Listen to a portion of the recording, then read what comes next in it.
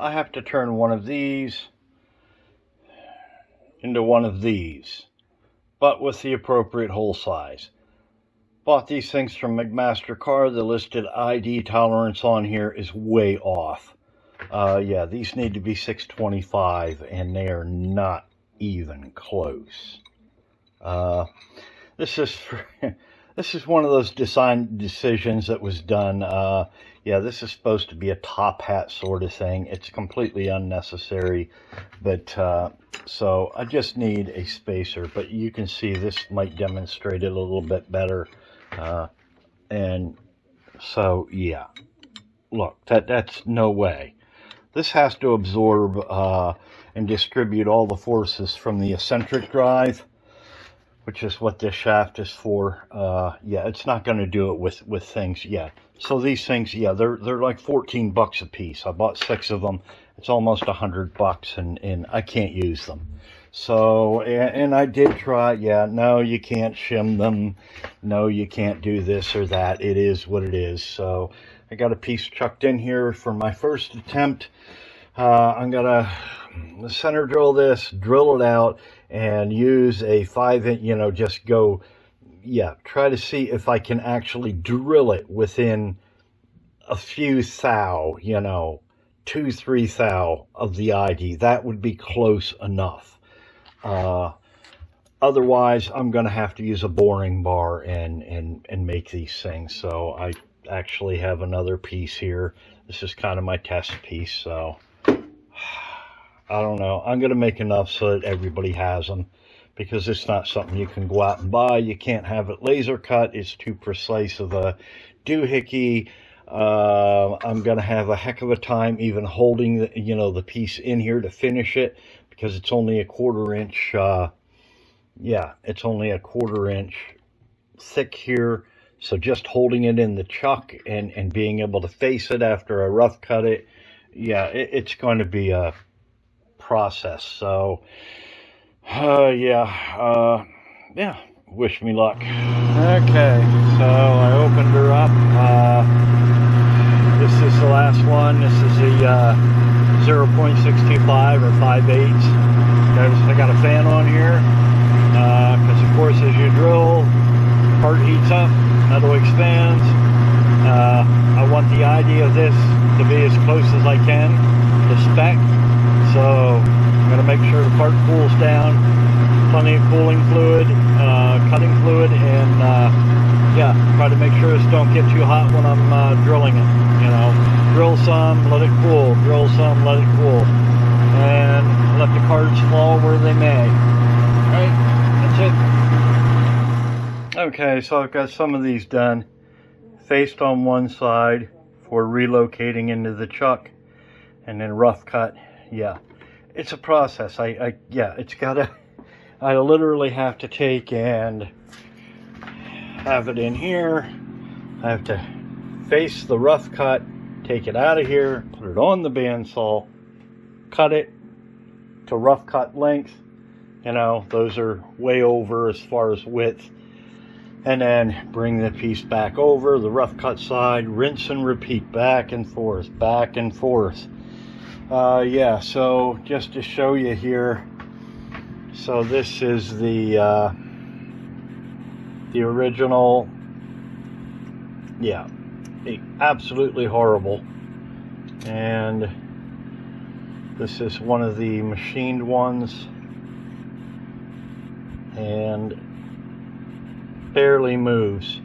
I opted to just drill these. They're a little bit over, but rather than doing boring bar operations, and if I so desire, or you so desire, what you can do is just take a center punch and peen around the perimeter, and that will shrink that ID up ever so slightly and make it work. I actually tried to do that on one of the, yeah, I tried to do that. These things are so far out, plus they put a 45-degree chamfer on here. But even with that being done, yeah, it's still nope. And I mean, it deformed. I got desperate. I deformed it a lot. You can see, like right there, that one. Yeah. And you can see that it still wasn't enough to overcome the fact that this thing is so far out as far as ID that, yeah, it's just ridiculous. So yeah. Face, cut, face, cut, face, cut, rinse and repeat. And that's probably why it's taken forever. I started this little journey before 10 o'clock this morning. Yeah, when I realized that I was going to have to do it this way, so make them myself. All right, there you go. Bye for now. All right, still plugging away. So I've made this piece here. Oh yeah, it's yeah. Tick tock, tick tock. I did take a mandated union break. My shop steward Lola was like, "Hey, you have to take a union break." Yep, it's in the bylaws. It's in the contract. So yes, Lola the pug is a great shop steward.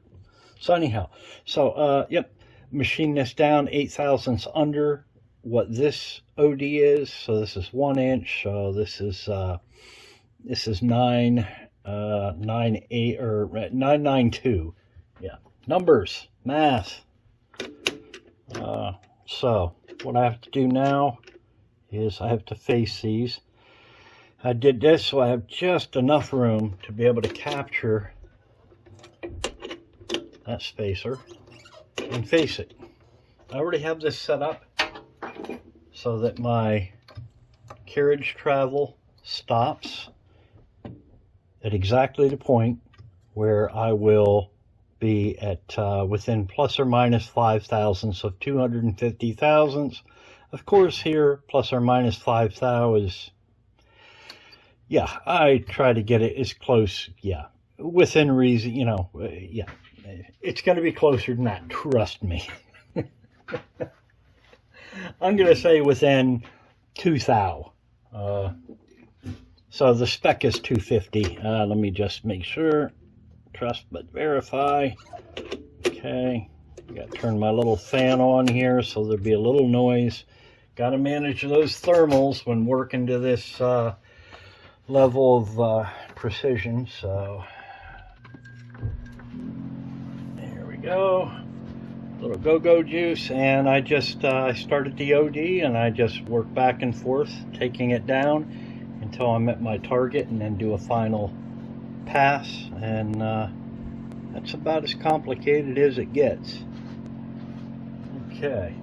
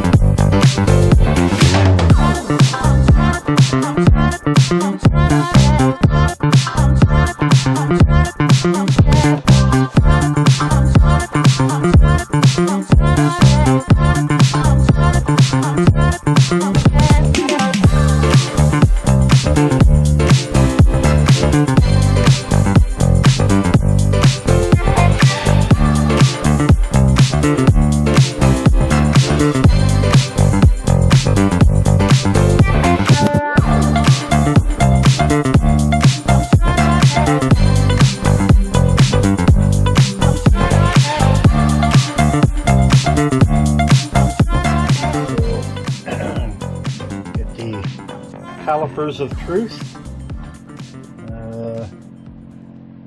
Here we go. All right, let's see what we got.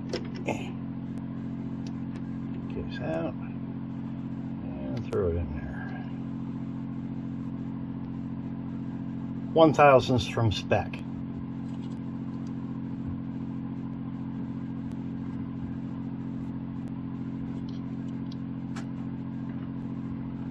Yep. Excellent. Love it. So there we go. When you can't buy, you gotta make. And you're gonna suffer doing so.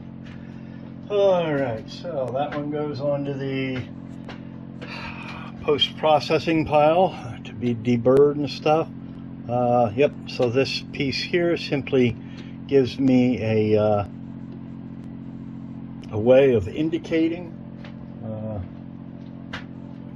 bare skins and stone knives, you know. Hey, it works. So I'm going to go ahead and do the next ones. It's important. You need to deburr your part first on the outside here. But yeah, there you go. Easy. All right, that's it. Bye for now.